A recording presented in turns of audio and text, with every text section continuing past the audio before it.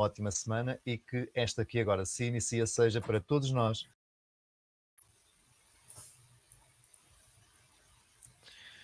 Ora, muito boa noite. Depois de aqui algumas peripécias iniciais, conseguimos finalmente estar online. E então, este é o programa Good Vibes, onde só as boas vibrações importam. Espero que tenham tido uma ótima semana e que esta que agora se inicia seja para todos nós uma semana excepcional. Perdão. E nada melhor do que acompanhar o Good Vibes para ganhar impulso e energia positiva para esta nova semana.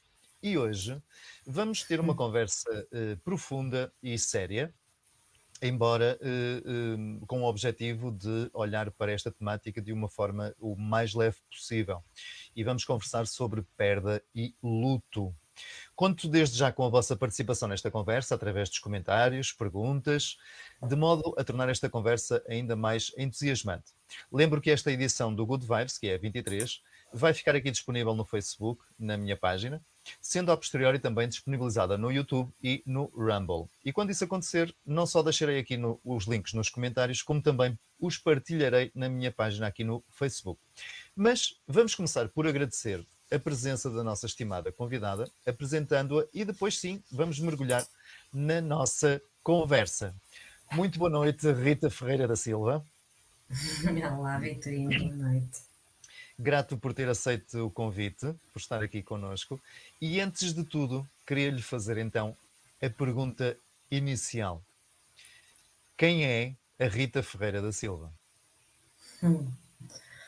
Olá, Vitorino, boa noite. Olá a Boa todos que noite. nos estão a ouvir e a ver. Obrigada pelo convite. É sempre uma honra e um prazer enorme falar deste tema que tanto me apaixona. E, portanto, obrigada por essa oportunidade, Vitorino. Grato.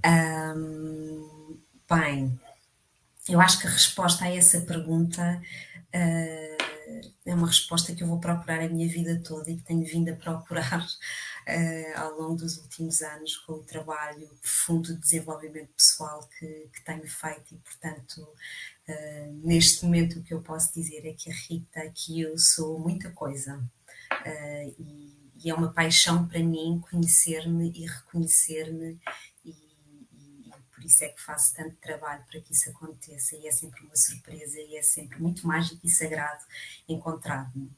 Mas o que eu lhe posso dizer é que sou mãe de 3 crianças que são assim a minha alegria, os meus mestres em muitas coisas.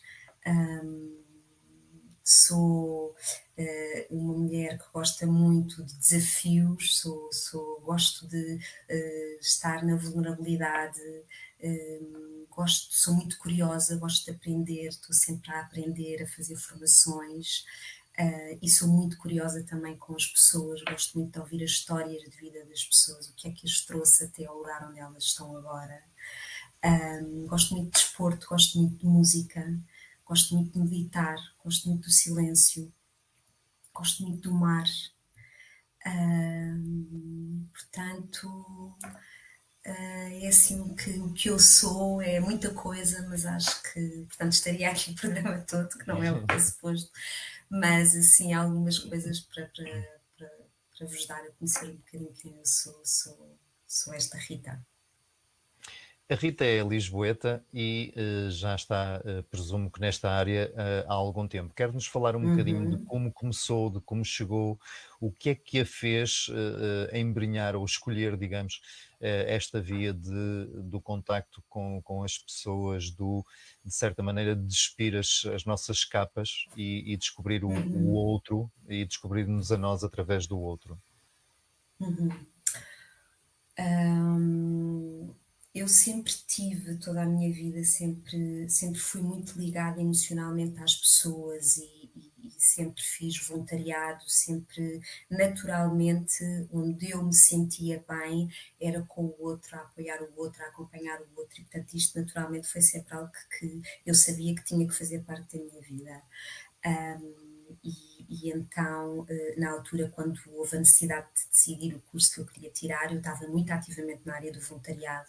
Então tive algumas pessoas que me disseram que eu seria, o ideal seria um curso de serviço social e, portanto, a minha formação inicial e de base é assistente social. Portanto, eu fui assistente social durante muitos anos, em duas das instituições que eu considero de excelência em Portugal e em Lisboa, que foi a Segurança Social e a Santa Casa da Misericórdia de Lisboa, instituições que eu estou muito grata por ter lá estado, por ter contribuído para que elas façam um trabalho de excelência, e cresci muito pessoalmente e profissionalmente nessas instituições.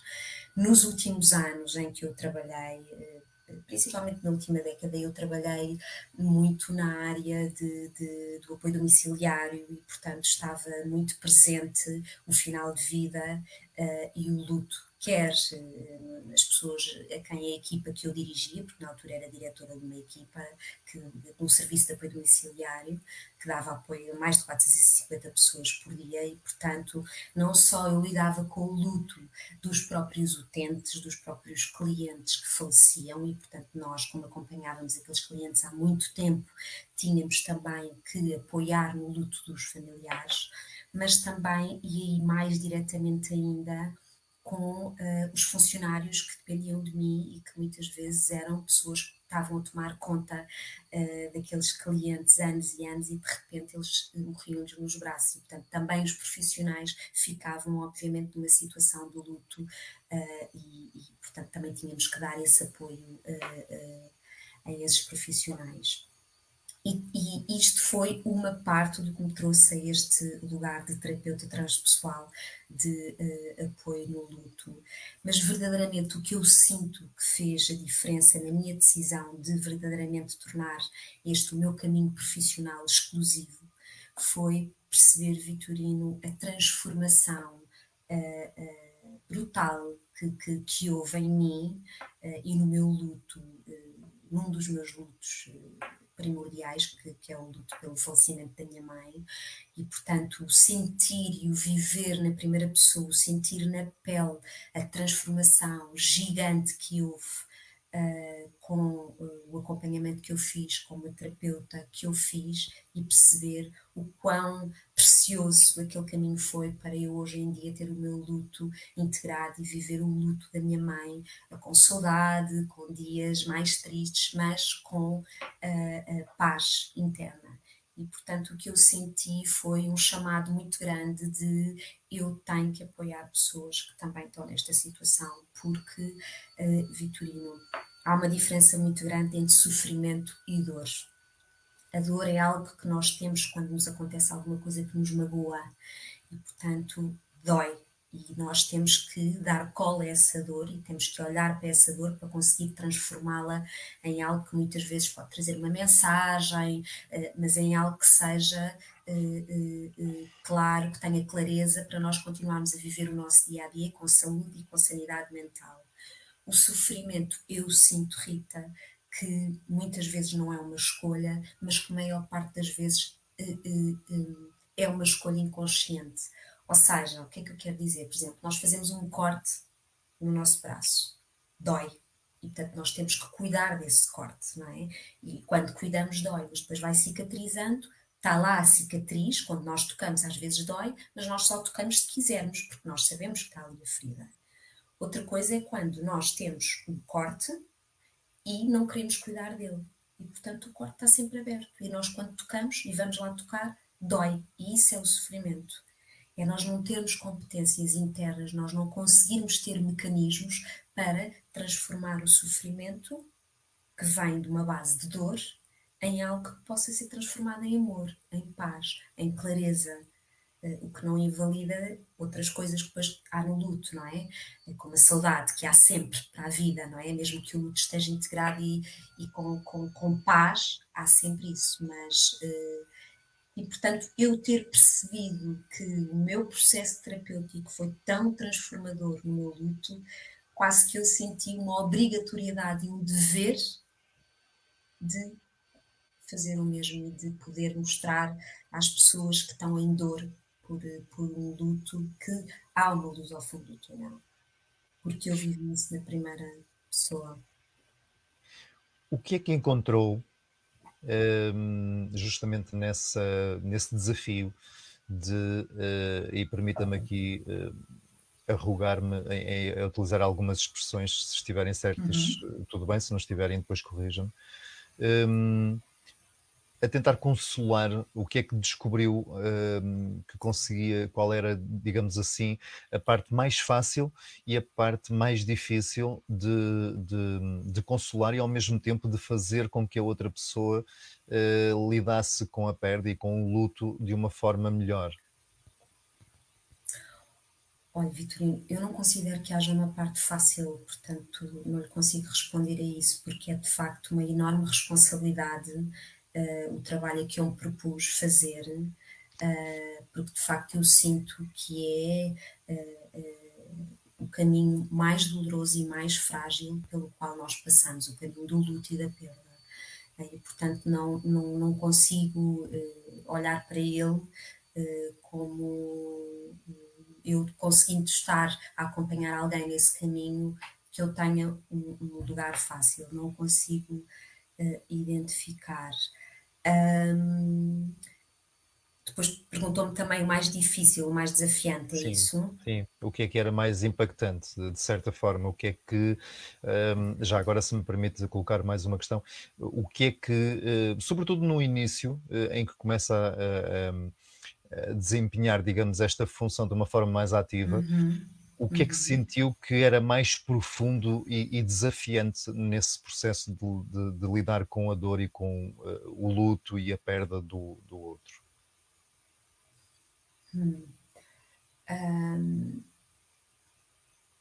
Olha, eu antes de me dedicar a esta área, como disse no início, sou muito curiosa e gosto muito de fazer formações e de conhecer mais.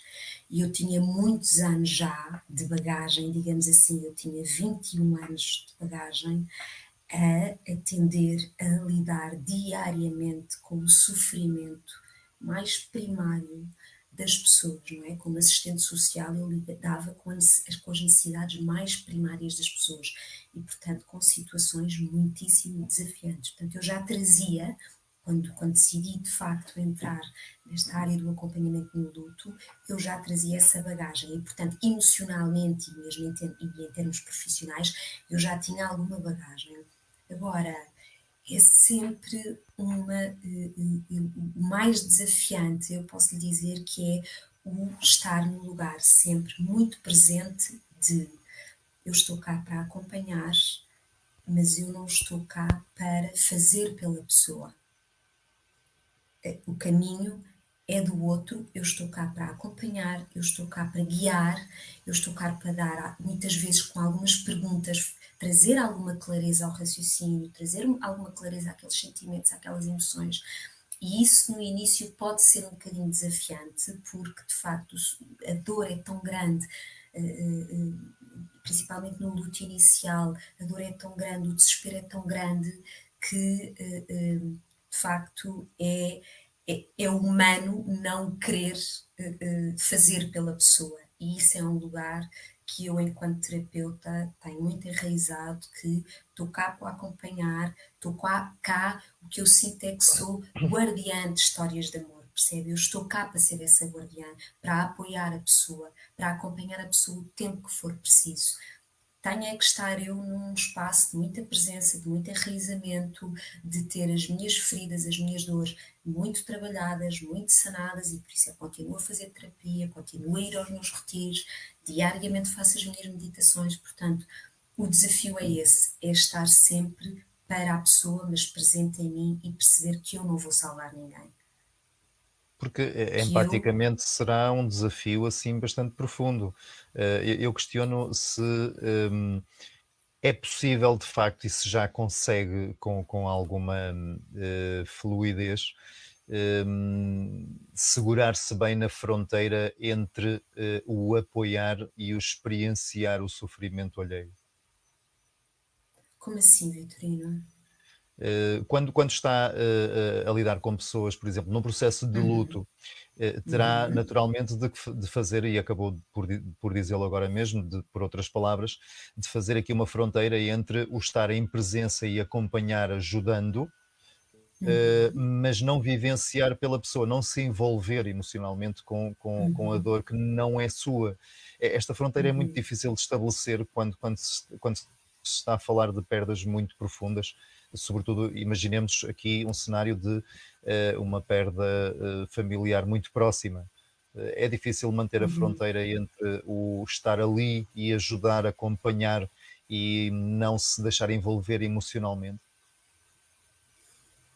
Olha, eu não lhe posso dizer que seja difícil porque é algo que eu já treino há muitos anos, não é? Há mais de 20 anos e, portanto, eu consigo definir essa fronteira muito bem, porque senão a minha saúde mental também estava posta em causa, não é? Porque eu atendo várias pessoas diariamente e, portanto, isso seria para mim muito nefasto se eu não conseguisse fazer essa. Nem era bom para mim, nem para a pessoa que me escolheria a mim como terapeuta, não é? Porque eu estou aqui em amor, em verdade, com profunda empatia pela pessoa e pela sua dor, mas tem que haver essa linha, porque senão depois também chega um ponto em que senão os papéis invertiam-se, não é? Porque eu tenho que estar no papel profissional de terapeuta e é isso que as pessoas esperam de mim, com humildade, com verdade, com amor, com colo, mas com os papéis bem definidos, com certeza.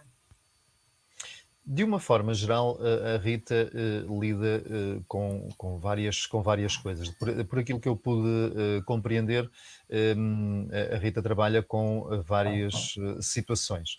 Eu queria, no entanto, colocar-lhe aqui uma questão muito concreta. Qual é a grande diferença? Há bocadinho eu achei muito, muito interessante a forma como descreveu a diferença entre a dor e o sofrimento. Agora eu quero lhe colocar a seguinte questão: qual é a grande diferença entre a perda e o luto? O luto deriva de uma perda significativa. Portanto, não há uma diferença, percebe? Um deriva do Uhum. outro. O luto vem de uma perda significativa que nos cria dor e sofrimento em algumas situações. Aí Deixa- entra-se no caminho do luto. eu Diga. queria colocar só aqui, antes de deixar de explanar o seu raciocínio, hum, tirando as questões mais emocionais e mais humanas, se calhar, é possível hum, ter de se fazer luto para coisas materiais? Deixa-me objetificar para falarmos de uma forma mais concreta. Imagino que eu sou muito apegado, sei lá, ao meu carro, por exemplo, e há uma intempérie qualquer e eu fico sem o carro e aquilo mexe comigo emocionalmente. Eu tive uma perda, é possível fazer um luto desta situação, por mais irracional que isto possa Posso, parecer. posso acrescentar uns indicadores a esse seu Claro que sim, exemplo? claro que sim. Imagine que o seu avô foi a sua referência paterna, a pessoa mais importante da sua vida, e que esse carro foi herdado após o falecimento do seu avô. Era o carro do seu avô. E que esse carro foi herdado após o falecimento do seu avô. Há uma componente emocional profunda envolvida, ok. Tem que haver, porque é um caminho humano, emocional, natural, normal, após uma perda significativa e, ao ser significativa, traz-nos dor profunda. E, portanto, o lado humano tem que estar sempre, não é? Uma vivência humana, o luto, não é? Mas Muito sim, bem. olha, por exemplo, dando-lhe outro exemplo de um incêndio de uma casa, onde você perde tudo, Já agora, não? e que já agora que menciona esse aspecto, e nós há pouco tempo, há alguns anos, Os mas terremotos. Ah, tivemos aqui, não, vamos falar só do caso português. ok. Mas pronto, já que falou para não irmos para uma coisa tão próxima, já que falou nos terremotos, é mais fácil fazer o luto ehm, de algo que nós vemos partir pela lei da natureza, do que fazer o luto por pessoas que imagine, as vítimas que ainda não foram encontradas dos terremotos, do caso que falou. A pessoa, quando não sabe dos seus entes queridos, isto é um processo mais doloroso do que uma perda que se vê o outro partir? Olha, Há Vitorino, uma agonia maior, não é? olha, não há fácil no luto. E, Vitorino, uma das coisas que ao acompanhar muitas pessoas em luto e depois, obviamente, de muitas formações e muito estudo se percebe, mas principalmente ao sentir e ao acompanhar as pessoas, é o pior luto é sempre o nosso. O pior luto é sempre o nosso. Ou seja, como é que eu lhe posso esmiuçar um bocadinho isto? As pessoas normalmente dizem muito que o pior luto é o da perda de um filho, Uhum. mas aquela mãe perdeu o filho dela. O luto dela é atroz, é dilacerante, é uma dor insuportável e devastadora. Mas eu, que perdi a minha mãe, para mim, perder a minha mãe é mais devastador. Porque a minha mãe era o meu pilar, por exemplo. Dando-lhe um exemplo. Portanto, eu não lhe posso dizer qual é o luto em termos de hierarquias que dói mais ou dói menos. Ou até lhe posso avançar, nem lhe posso dizer qual é o luto de mais fácil elaboração ou não. Porque o luto também vai ser elaborado, integrado, acolhido, tendo em conta como nós acolhemos e experienciamos todas as nossas perdas no passado. Qual é a nossa estrutura emocional? Qual é a nossa competência emocional para gerir as perdas? Como é que os nossos traumas estão sanados? E a terapia no luto trabalha toda a nossa história, porque ao fortalecer, ao sanar, ao trazer clareza, ao acolher em amor todos os nossos traumas e todas as nossas perdas passadas, nós vamos conseguir fortalecer-nos, arranjar competências internas, competências emocionais para, com outro acolhimento, com outra clareza, acolher este luto que temos agora. Percebe? E portanto isto depende muito, o luto é único, individual, percebe? E portanto o nosso é sempre o pior, porque é o nosso. E somos nós que o Ok. sentimos cá dentro. Já voltamos aqui a este fio de conversa. Deixe-me trazer aqui à nossa presença a Carla Franco, que nos vem dar o boa noite aos dois e a todos os que nos estão a acompanhar. Também à Vera Branquinho. Boa noite também. Eu aproveito para deixar o repto de colocarem questões e interpelarem a nossa convidada sobre as questões que estamos aqui a falar. Estamos a falar de perdas, estamos a falar de luto, dor e toda a panóplia de portanto, circunstâncias que estão envolvidas nestes cenários, digamos assim. Rita, no Ocidente nós temos uma certa tendência para fugir à lei que talvez seja aquela mais concreta da existência terrena, que é o nascimento e a morte. Nós evitamos um bocadinho falar da morte. O luto é encarar a morte de uma forma, eu não diria leve, porque já me bateu várias vezes com esta questão de eu dizer se havia formas mais fáceis ou não de lidar com isto. Mas nós evitamos aqui no Ocidente, sobretudo, falar da morte e olhar para a morte como um processo de transição, independentemente de crenças. Evitamos tocar neste assunto porque inevitavelmente vai ser uma coisa que nos vai trazer desagrado, chamemos-lhe assim, ou vamos lidando cada vez melhor com a perda e com este processo de morte. Fazer o luto é olhar para isto de uma forma séria e como uma aceitação que nos vai de alguma maneira preparar para viver esse processo de um modo mais suave, ou fugimos um bocadinho a esta questão? Olha, o que eu sinto, Vitorino, é que a morte é o maior medo da humanidade. Morrer, a morte, não é? Porque verdadeiramente nós, efetivamente não sabemos o que é que acontece depois, não é? E portanto eu sinto que é um dos maiores medos da humanidade e por isso é que é tão desafiante e tão complexo, não é? Falar sobre isso.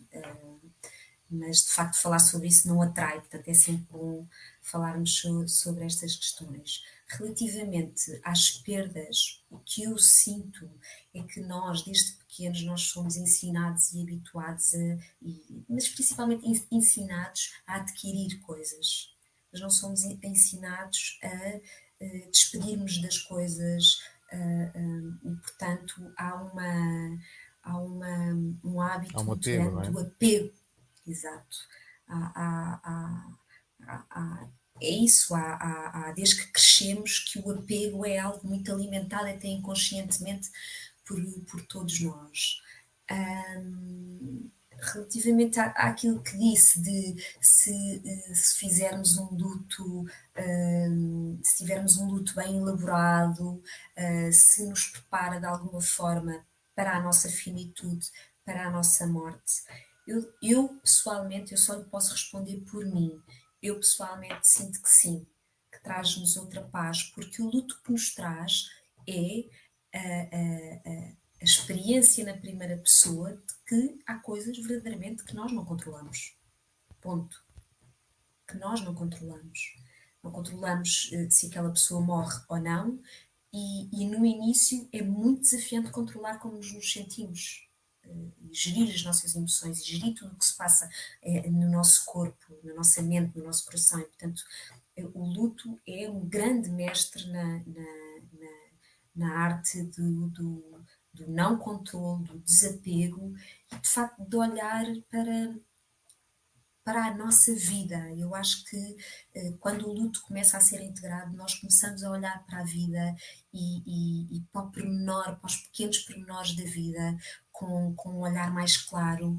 Eu acho e eu sinto, pelo menos foi o que me aconteceu a mim e que aconteceu a já várias pessoas que eu atendi e que atendo, que quando começam a elaborar o luto, a vida parece que tem outro sentido. Há outra razão para viver, há outra urgência de viver. É engraçado porque há bocadinho a Rita estava a falar de a forma como cada um de nós lida com o luto, a propósito daquele enquadramento que deu de que o luto de cada um é sempre o maior, de cada um de nós é sempre maior do que o do outro, porque somos nós que o vivenciamos, não é? Exato. Falava também que a vivência do luto depende muito dos nossos processos de vida, de como já lidamos com algumas perdas lá atrás e com eventuais processos de luto e etc. Nós hoje lidamos bem com as perdas, estamos numa altura em que se calhar lidamos menos bem. Na sua ótica, nós estamos emocionalmente melhor preparados do que os nossos pais ou nem tanto? Olha, eu acho que depende de vários fatores. Sou muito honesta. É uma pergunta que daria aqui uma conversa por si Imensa. só. Porque, olha, por exemplo, a questão da fé tem uma força muito grande e pode trazer aqui, neste caminho do luto, por um lado, muito aconchego, muito entendimento, mas por outro lado, o contrário, muita raiva, muita zanga, e portanto, isto é complexo responder-lhe, porque eu sinto que hoje em dia já há muito mais gente a querer trabalhar na expansão da consciência, no conhecimento interno, no desenvolvimento pessoal, perceber verdadeiramente do que é que são feitos, qual a sua matéria emocional.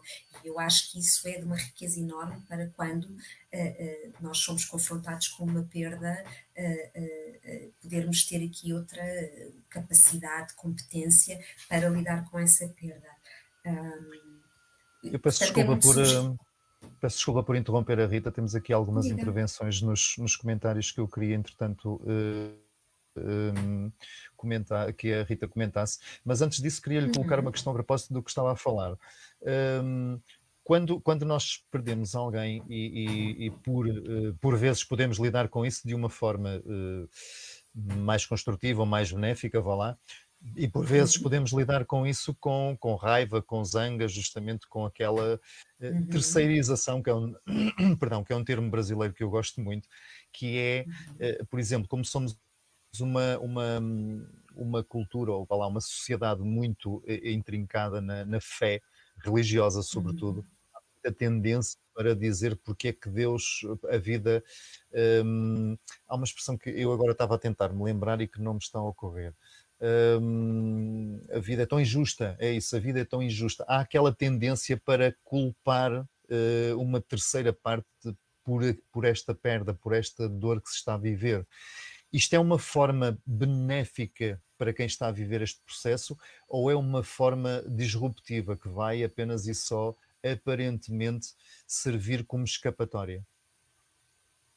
Olha, isso tem que ser, deve ser analisado caso a caso, não é? Porque pode haver muitas situações tendo em conta um comportamento ou um sentimento expressado, não é? Agora, de facto, utilizando o que, não sei se é um provérbio, mas a frase que utilizou, de facto, quando nós perdemos alguém, é perfeitamente injusto para nós, porque queríamos continuar a ter aquela pessoa connosco, não é? E portanto, quando nós perdemos alguém ou algo que nos era muitíssimo importante para nós, é profundamente injusto. Por exemplo, Vitorino, uma mulher que quer ser mãe e um pai, mulher e um homem que querem ser pais e não conseguem e fazem tudo e gastam o dinheiro todo que têm para serem pais e não conseguem, ao ver todos os teus amigos a serem pais com uma facilidade gigante e enorme, naquele momento é normal e natural que aqueles pais sintam que há uma injustiça. Obviamente que em terapia depois se vai elaborar, se vai trabalhar, se vai dar espaço também a que se vive esse sentimento de injustiça.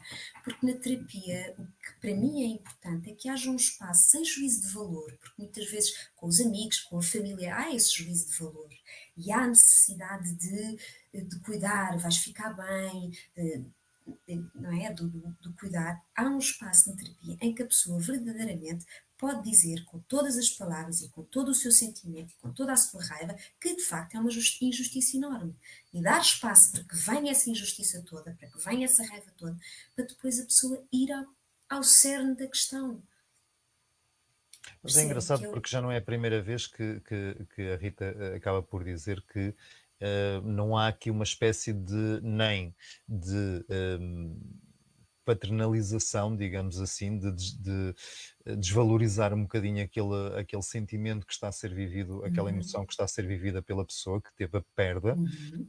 mas ao mesmo tempo também não há uma espécie de fazer vista grossa, permita-me a expressão. É ir acompanhando no sentido de deixar a pessoa viver aquele processo. É importante viver e não fugir desse processo. É É correto? determinante. É determinante que se viva, que se Ok. sinta, mas dói, não é? É preciso. E por isso é que eu sinto que de facto a terapia é, para mim, foi super importante e pelo feedback que eu tenho das pessoas que acompanho, é muito importante porque eu sei muitas vezes é preciso, a repetição no luto é super importante. Haver um espaço onde nós sabemos que aquela pessoa não se cansa de ouvir as mesmas histórias, percebe? Portanto é determinante que se dê espaço ao que está cá dentro, venha. Vivenciar os processos de perda e de luto eh, torna-nos mais fortes emocionalmente, mais estáveis, mais capazes de lidar com as contrariedades que possam advir. A experiência do luto, o caminho do luto, torna-nos mais fortes porque se nós utilizarmos a oportunidade única de desenvolvimento pessoal que ela nos pode trazer. Se nós tivermos a coragem verdadeira de olhar e dizer: eu não consigo continuar mais nesta dor profunda, neste sofrimento, tal sofrimento, não é? Eu não consigo continuar assim. Se nós tivermos essa coragem para enfrentar num lugar seguro, adequado e se estivermos bem acompanhados, sim, Ok, torna-nos mais fortes. Já voltamos aqui ao nosso raciocínio. Entretanto, vamos dar as boas noites à Ana Cristina Gomes, que também nos está a acompanhar. Boa noite. E depois temos aqui a Selena, desculpem, Selene Lua, que nos diz o seguinte: boa noite. Nascer e morrer é a coisa mais natural do mundo. Mas cá no nosso mundo ocidental, evita-se falar de morte como se fosse algo antinatura. Não somos educados desde crianças a aceitar a morte com mais naturalidade. Claro que dói perder quem amamos, mas é um processo natural. Já não falo nas religiões ou na espiritualidade, que ajuda a aceitar isso melhor. Isso já depende da espiritualidade de cada um. Eu queria aproveitar o comentário da Selene. Há bocadinho a Rita falava no desenvolvimento e agora acabou por falar de se nós aproveitarmos estes processos para vivenciarmos e, de certa forma, aproveitarmos essas oportunidades que estas circunstâncias menos agradáveis nos trazem, para nos autoconhecermos e, de alguma forma, desenvolvermos ferramentas no sentido de lidarmos melhor com isso. A espiritualidade, as crenças, a forma como nós encaramos estes processos pode ser, de facto, determinante. Ajuda, por exemplo, num processo de luto, alguém que já está num processo de autodesenvolvimento, que se olha com outros olhos e que se procura conhecer mais, ajuda a passar por estes processos de uma outra forma. Como lhe disse, é um caminho muito único, não é? E caso a caso, mas sim, pode eventualmente ajudar. Mas esta questão depois da espiritualidade também, e por isso é que eu não quero ser cansativa, mas o luto é mesmo um caminho muito individual e único, percebe? E cada luto que nós vivemos, nós próprios, os nossos vários lutos são diferentes e nós vamos vivê-los de forma diferente. Percebe? E, portanto, é sempre muito único e muito individual. Esta questão das crenças, da fé, da espiritualidade, claro que pode ter aqui, podem ser aqui questões importantes para dar aqui um suporte diferente a este caminho, efetivamente. Mas, por exemplo, não podemos ou não devemos por si só achar que uma pessoa que faz um trabalho espiritual já há vários anos vai conseguir ter naturalmente um luto integrado e em paz. Porque pode não acontecer, a pessoa até inclusivamente pode fazer aqui quase um bypass espiritual, ou seja, pode, por ter esta noção, ou até acreditar que há uma vida depois da morte, que há reencarnação e que as pessoas estão connosco e as energias e que nós podemos falar, pode negar-se a viver sentimentos muito naturais e humanos e pode boicotar essa vivência desses sentimentos e, portanto, mais tarde, provavelmente depois, quando acontecer outra perda ou algum acontecimento que a torna outra vez brutalmente vulnerável, vem tudo ao de cima. Percebe? Porque há sentimentos que é preciso dar colo, que é preciso ouvir.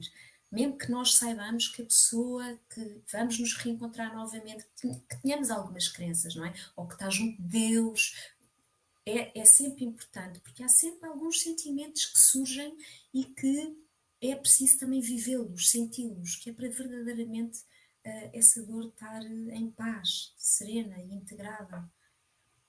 Quem Percebe? fica, uhum. Quem fica emocionalmente fragilizado por algum processo de perda, como é que se pode ajudar esta pessoa a compreender que deve pedir ajuda?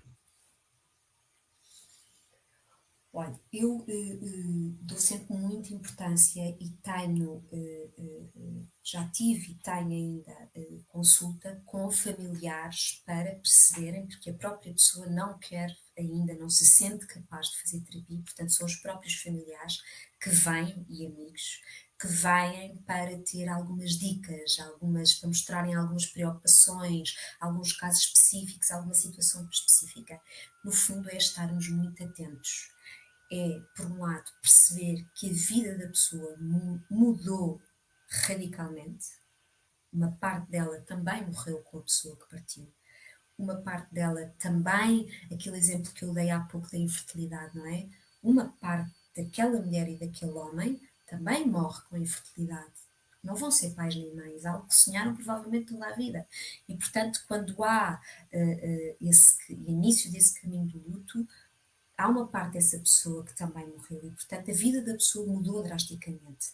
E é muito importante que se dê espaço ao silêncio, que se dê espaço ao choro, que se dê espaço a não tentar dizer nada para consertar, para aconchegar, porque muitas vezes, por, e eu percebo que é por termos uma enorme estima pelas pessoas, mas a maior parte das vezes as coisas que dizemos para tentar melhorar a pessoa só piora.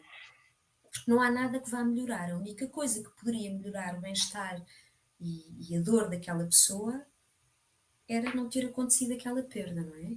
E portanto é saber estar no silêncio, estar muito atento, perceber que é importante coisas básicas como despensa, se a pessoa está a dormir bem ou não, se é normal que nos primeiros dias não queira sair de casa, mas depois aos poucos não esquecer, eu digo sempre, o segundo ano é o pior.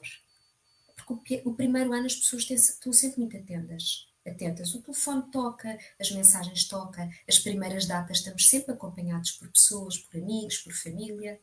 O segundo ano as pessoas já começam a rotina delas, já começam a vida delas. E o luto não acaba, o luto é para a vida. E portanto, nós estarmos também a acompanhar um familiar ou um amigo que continua em dor, também nos obriga a olhar para a nossa dor. E muitas vezes nós não estamos disponíveis, mesmo inconscientemente, para isso. E as nossas vidas continuam, mas aquela dor também continua. E, portanto, o não esquecer a pessoa, se for preciso pôr no telemóvel as datas importantes, pôr no telemóvel um lembrete para ligar à pessoa, o aparecer, o dizer eu estou aqui se precisares. Oh, Rita, eu sei que estamos a mergulhar imenso na questão da morte, mas permita-me colocar-lhe uma questão. A propósito do processo de morte, nós temos alguma tendência para depois, e a propósito do que falava agora de colocar no telemóvel, embora que noutro contexto, as datas importantes para telefonar às pessoas que passaram por esses processos e de alguma forma estar ali presente, nós temos alguma tendência para termos sempre muito presentes as datas e mesmo as circunstâncias da perda de alguém que nos era querido.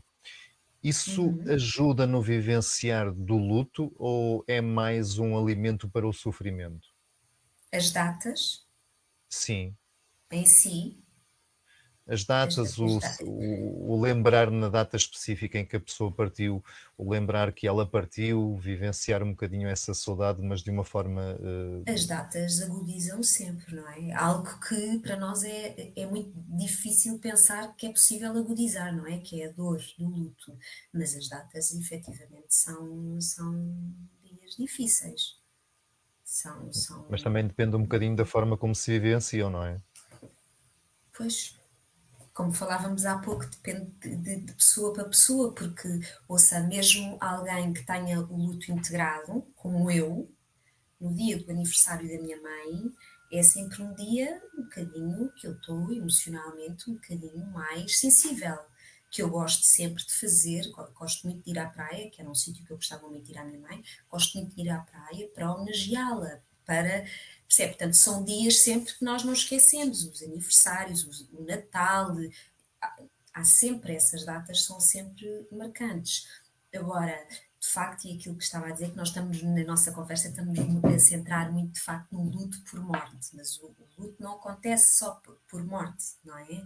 Aquilo que falámos há pouco, o luto, os americanos têm uma explicação que eu acho brilhante, que é dos 3D, que é Death, Diagnosis and Dreams, morte, diagnóstico e sonhos, ou seja, o luto dá-se por morte, dá-se muitas vezes por diagnósticos de falta de saúde, não é? Quer seja uma doença com probabilidade de ser terminal, uma doença crónica que muda a nossa vida, e depois os sonhos, a morte das expectativas, a infertilidade, a perda do Sim, porque negócio. Eu achei até muito giro, e desculpa interrompê-la uma vez mais, achei até muito giro porque eu dei uma vista de olhos na página da Rita. E achei muito giro que a Rita fala em várias coisas que, à partida, no nosso cotidiano, nós nem nos lembramos disso. Fala, por exemplo, da perda de um emprego. E eu achei muita graça que guardei até uma frasezinha que partilhava, que dizia o seguinte: a perda de um emprego pode ser uma experiência devastadora, mas lembra-te, a sua identidade não está definida pelo seu trabalho, mas sim pela pessoa incrível que é. E eu achei muita graça porque eu nunca tinha olhado para esta questão, eu pessoalmente nunca tinha olhado para a questão da perda de um emprego como um processo doloroso, e efetivamente é, porque nos destrói um bocadinho a autoestima, acaba por nos dizer que nós de alguma forma não fomos, não nos validaram, não nos conferiram capacidades para ali estar naquela situação específica. E depois achei graça também que encontrei uma coisa que a Rita partilhou que dizia que era importante, deixa-me ver se aqui, era importante validarmos as nossas emoções, ou seja, vivermos as emoções, porque elas mereciam ser reconhecidas. E eu achei muita graça, porque aparentemente há várias situações na vida. E a Rita também, porque eu percebo, também tem aqui abordagens com crianças, nos divórcios, por exemplo. Há várias Sim, componentes onde podemos experienciar as perdas, não é?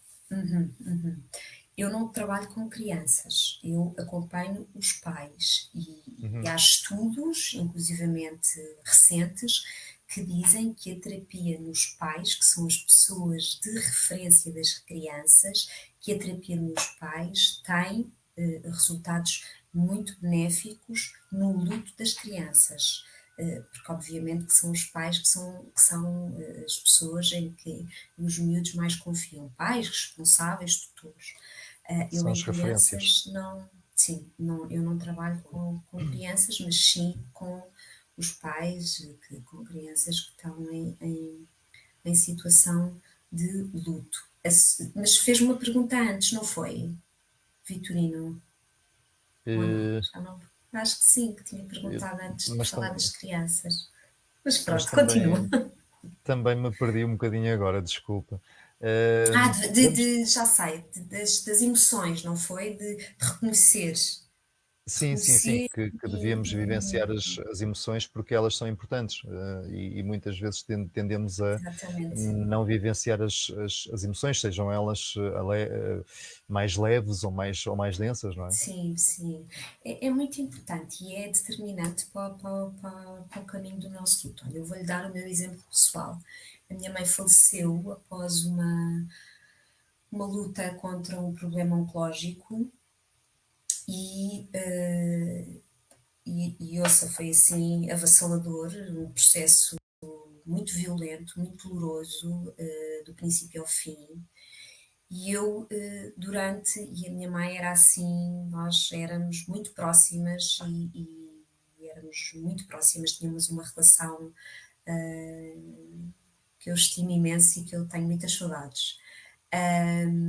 E eu lembro-me do momento em que pela primeira vez consegui ter um espaço seguro para poder deixar sair a raiva que eu tinha pela minha mãe não ter lutado. E só trazendo à luz da consciência essa raiva e de perceber que eu internamente estava bloqueada em mim aquele sentimento de porque é que não lutou, é que eu depois consegui chegar ao entendimento de perceber porque é que a minha mãe não tinha lutado.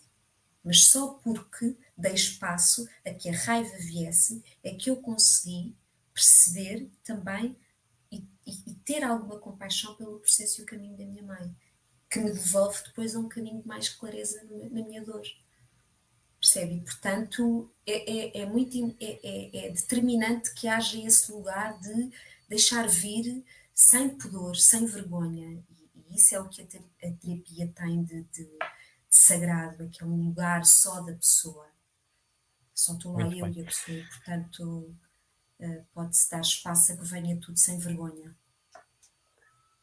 Vamos fazer aqui uma breve incursão pelos comentários, porque senão daqui a um bocado esta malta dá-nos porrada. Estou a brincar. Ok, Temos vamos aqui o lá. Paulo Manuel Santos Moreira a dar-nos as boas noites. Olá, Paulo, tudo bem? Boa noite. Depois temos aqui a Selena, que nos brinda com mais um comentário enormíssimo que diz o seguinte: perder o meu pai para mim não foi o fim do mundo, mas a minha espiritualidade ajuda-me muito, porque eu acredito que vamos nos encontrar um dia e estarmos juntos eternamente.